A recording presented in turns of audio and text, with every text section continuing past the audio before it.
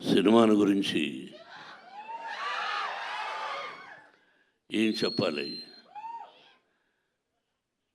విష్ణు చెప్పినట్టు చాలా చెప్పాలి. ఇది ప్రజల సినిమా, మీ సినిమా. ఈ తరానికి ఏ తరానికి ఈ సినిమా ఎప్పుడూ కొత్తదే. భక్తిభావం, ఆ భక్తి ఎలా వచ్చింది, ఆ దూర్జటి మహాకవి ఎలా రాశారు, శ్రీ కాళహస్తీశ్వర మహత్యం అంటే ఏమిటి, దాన్ని ఇంతకుముందు ఎవరు తీశారు, మళ్ళీ ఏమిటి కొత్తగా చూస్తున్నారు వీళ్ళు అనేది ఈ సినిమాలో ఎంతో వ్యయ ప్రయాసలకు కష్టం. అంటే ఎంతైనా ఏదైనా ఏ సినిమా అయినా ఒకటి కష్టం. ఈ సినిమాలో అతిరథ మహారథులు పేరు పేరున కేరళ నుంచి, ఆంధ్ర నుంచి, మద్రాసు నుంచి, నార్త్ ఇండియా నుంచి, మన భారతదేశంలో 4 మూలలా ఉన్నటువంటి మహానటులందరినీ తీసుకొని వచ్చి ఈ సినిమాలో నటింపజేశాం.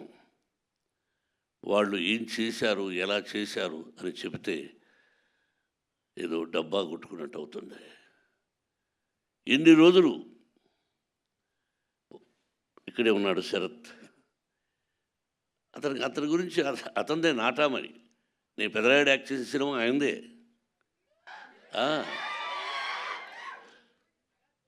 ఆయన ఒక రాజ్యసభ సభ్యులుగా ఉన్నారు.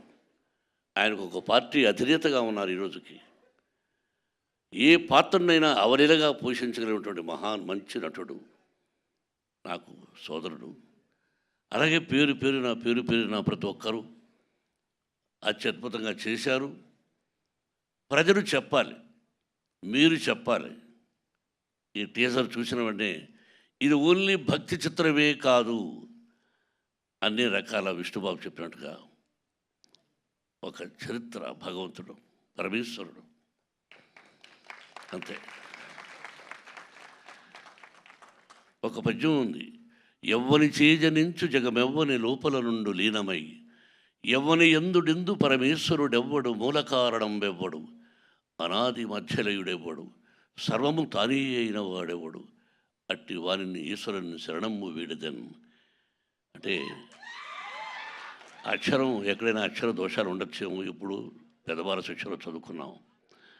మనందరికీ పరమేశ్వరుడే, బ్రహ్మ విష్ణు మహేశ్వరులు ఎలాగో పరమేశ్వరుడే అంతా.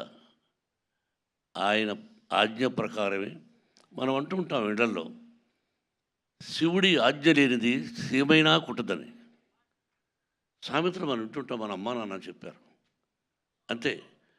ఆయన పర్మిషన్ లేనిది ఈ సినిమా తీసుంటాం. ఆ భగవంతుని ఆశీస్సులతో సినిమా తీసాం.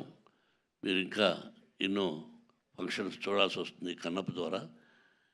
ఇంకెంతకంటే ఎక్కువ నేను మాట్లాడదలుచుకోలేదు. మీ అందరి ఆశీస్సులు నిర్మాతగా నాకనే కాకుండా ముఖ్యంగా నా బిడ్డకు విష్ణుకి, విష్ణు టీంకి మీ అందరి ఆశీస్సులు కావాలని కోరుకుంటున్నాను. Thank you very much. Thank you Mohan Babu గారు, థ్యాంక్ యూ సో మచ్.